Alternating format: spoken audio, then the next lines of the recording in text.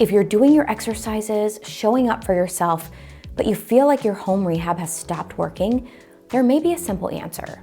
Hi, I'm Elise. I hold a clinical doctorate in occupational therapy, and I'm also a certified stroke rehab specialist. Let's get into it. The number one reason that your home stroke rehab has likely stopped working is because your rehab hasn't changed. Let me explain.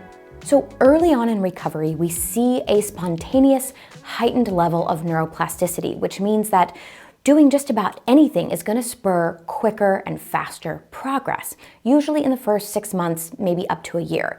When you're doing new movements, any type of assisted exercises, or any simple strength work, you will see progress happen quickly. But over time, that spontaneous neuroplasticity slows, and your nervous system is also adapting to this new input that it's being given. So aside from that initial slowing of spontaneous neuroplasticity, if your rehab stays the same, where you're doing the same exercises in the same order at the same level of difficulty, your brain isn't going to prioritize that because it doesn't see it as a challenge anymore. Now, if you've seen any of my other videos, you may have a question. Elise, you talk so often about the necessity of high repetition to create neuroplastic brain changes.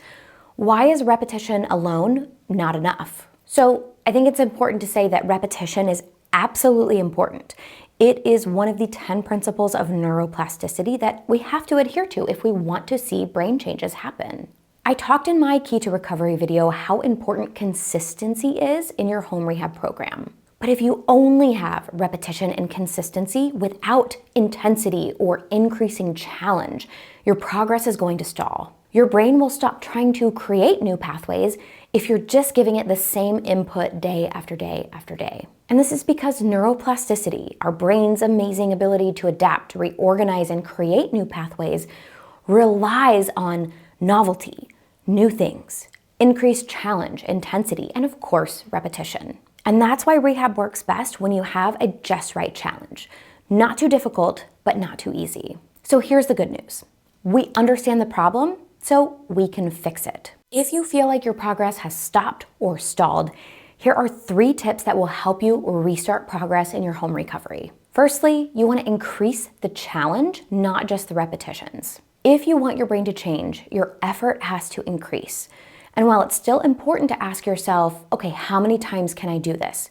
You also need to be asking, how can I make this harder? And some examples to make an exercise, an activity, or a movement more difficult is to slow it down and really focus on your form, to add some resistance or weight, to reduce the amount that you allow your stronger side to help. Changing positions. If you're used to doing something in sitting and you're capable, try doing it in a standing position instead.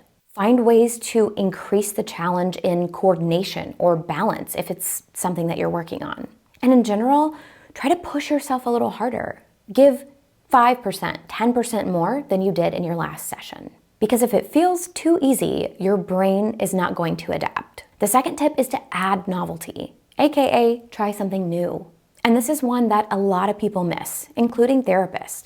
The brain loves new things. It's going to prioritize and try to create these new pathways based on new information and input it's given. If your rehab feels predictable, your progress is going to slow down. And here are some examples of how you can add novelty to your home rehab program. You can practice your exercises or movements in a new environment. It's sort of like when you're driving to work, you sort of go on autopilot and you just know how to get there. You don't really have to pay attention to it. But if you were to go a different way to work, you're actively having to pay attention to where you're going and turning, new lights, new stop signs, watching for different traffic patterns.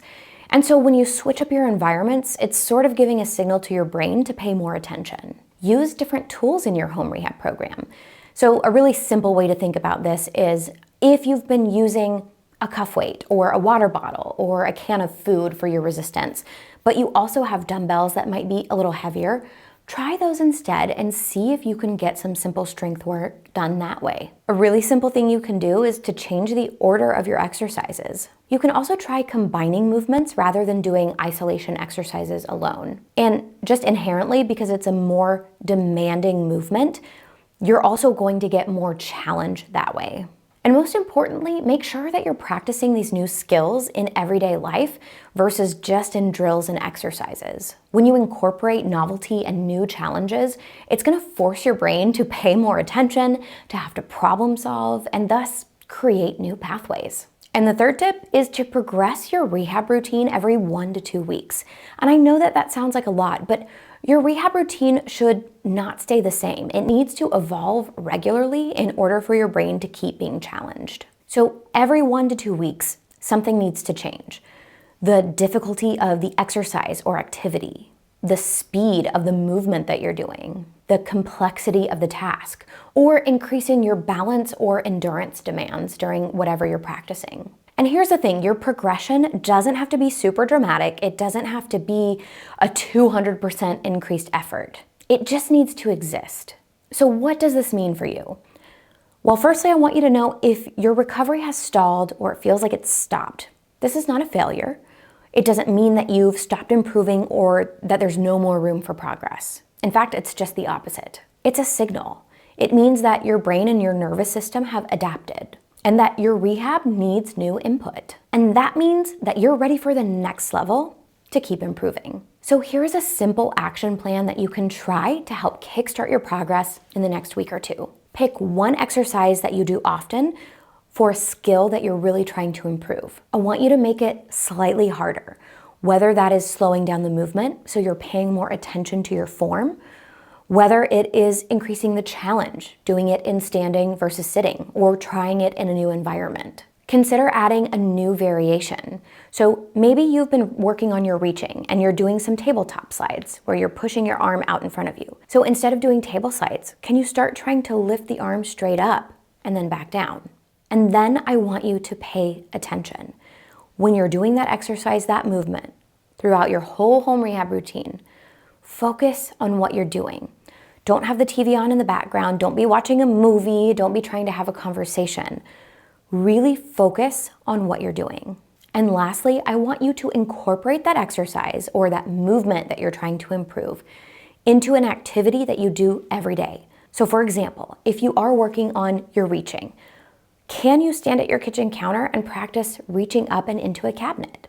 Or if you need to do it sitting down, just practice reaching across the table for a salt shaker. If what you're doing feels challenging but achievable, you are in the right training zone.